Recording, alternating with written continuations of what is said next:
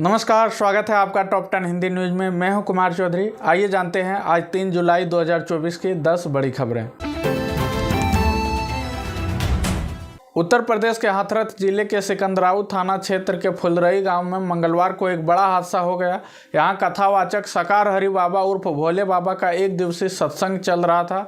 वहां पर बच्चों के साथ महिलाएं और पुरुष बाबा का प्रवचन सुन रहे थे। लगभग 1:45 बजे सत्संग खत्म हुआ। बाबा के अनुयायी बाहर सड़क की ओर जाने लगे, तभी भगदड़ मच गई। हादसे में अब तक 120 लोगों की मौत की खबर है। घटना को लेकर सरकार और प्रशासन अलर्ट मोड पर काम कर रहा है। इस बीच केंद्र सरकार ने राहत और बचाव कार्यों में मदद के लिए एनडीआरएफ के 35 अन्य सदस्यों को घटनास्थल पर भेजा है। इस हादसे में सीएम योगी ने जांच कमेटी गठित की है। जांच टीम हाथरस रवाना हो चुकी है। केंद्र और राज्य सरकार ने मरने वालों के स्वजनों को 2-2 लाख रुपए की मदद की घोषणा की है। राष्ट्रपति, प्रधानमंत्री और गृह मंत्री समेत कई नेताओं ने इस घटना पर गहरा दुख व्यक्त किया है।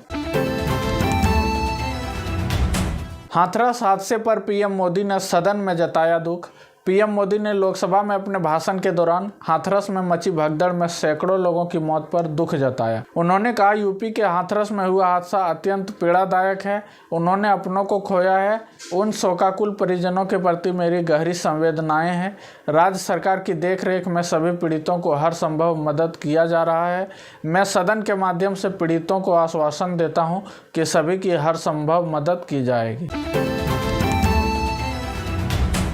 पीएम मोदी ने सदन में अपने भाषण के दौरान कहा कि हिंदुओं का अपमान हुआ है, जिसे देशवासी माफ नहीं करेंगे। उन्होंने कहा, 131 साल पहले स्वामी विवेकानंद जी ने शिकागो में कहा था, मुझे गौरव है कि मैं उस धर्म से आता हूं जिन्होंने पूरी दुनिया को सहिष्णुता और वैश्विक स्वीकृति सिखाई है। विवेकानंद जी ने दुनिया के दिग्गजों के सामने यह कहा था, हिंदू सहनशील है, इसी कारण भारत का लोकतंत्र और विविधता पनपी है। वहीं पीएम मोदी ने कांग्रेस पर आरोप लगाते हुए कहा कि कांग्रेस सेना को ताकतवर नहीं देखना चाहती। सेना में भर्ती को लेकर झूठ फैलाया जा रहा है और नौजवानों को रोकने की साजिश हो रही है। उन्होंने कहा कि 1 रैंक 1 पेंशन पर कांग्रेस ने दशकों तक झूठ बोला, जबकि उनकी सरकार ने इसे लागू किया। पेपर लीक जैसी घटनाओं को रोकने के लिए सरकार गंभीर है।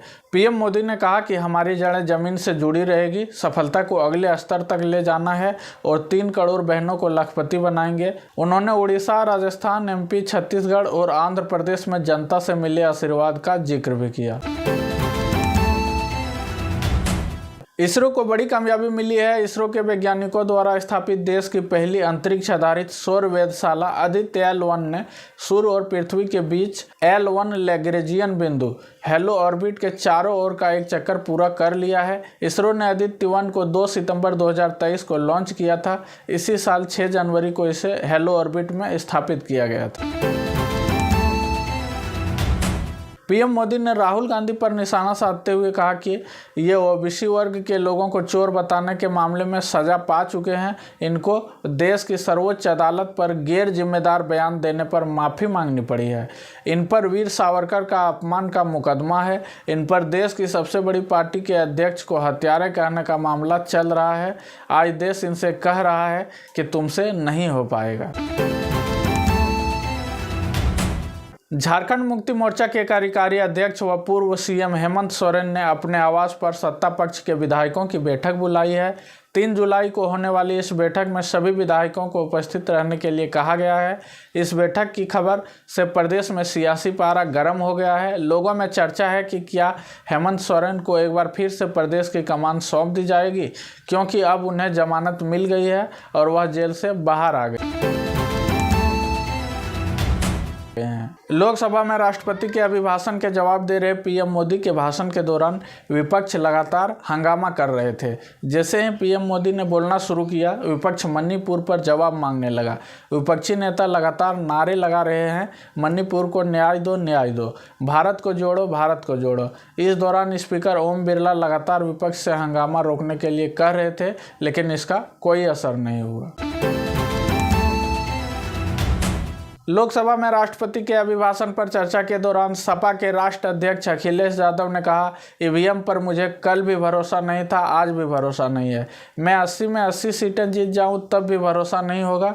ईवीएम का मुद्दा अभी मरा नहीं है। हम ईवीएम से जीतकर सत्ता में आएंगे और ईवीएम को हटाएंगे। सरकार ने 4 छोटे बैंकों के विलय की योजना तैयार की है, जिसमें UCO bank, bank of Maharashtra, Punjab and Sindh bank और सेंट्रल बैंक ऑफ इंडिया शामिल है। इसके लिए सरकार बैंकिंग रेगुलेशन अमेंडमेंट एक्ट में बदलाव कर सकती है। यह योजना सार्वजनिक क्षेत्रों के बैंकों को मजबूत बनाने और वैश्विक स्तर पर प्रतिस्पर्धा बनाने के लिए की जा रही है। विलय से संबंधित सारे निर्णय सरकार द्वारा लिए जाएंगे। भारतीय क्रिकेट टीम जिम्बाब्वे के खिलाफ 5 मैचों की T20 सीरीज खेलने के लिए रवाना हो गई है, जो 6 जुलाई से शुरू होगी। टीम इंडिया की कप्तानी शुभमन गिल करेंगे, जबकि VVS लक्ष्मण हेड कोच की भूमिका निभाएंगे। T20 विश्व कप के कुछ खिलाड़ी भी इस टीम का हिस्सा है, लेकिन वे बारबाडोस में फंसे हुए हैं और भारत आने के बाद जिम्बाब्वे रवाना होंगे। जिम्बाब्वे दौरे के लिए BCCI ने भारतीय टीम में 3 बड़े बदलाव किए हैं। साई सुदर्शन, जितेश शर्मा और हर्षित राणा को पहले 2 T20 मैचों के लिए शामिल किया गया है, जो संजू सैमसन, शिवम दुबे और यशस्वी जायसवाल की जगह लेंगे। तो दोस्तों, ये था आज की टॉप 10 हिंदी न्यूज़। कैसा लगा आपको यह जानकारी, आप हमें कमेंट करके बताएं और हमसे जुड़े रहने के लिए चैनल को सब्सक्राइब करके नोटिफिकेशन बटन को ऑन कर दें, ताकि हमारी लेटेस्ट वीडियो का अपडेट आपको मिलता रहे। जल्दी मिलते हैं नई वीडियो में। वीडियो को पूरी देखने के लिए आपको बहुत बहुत धन्यवाद।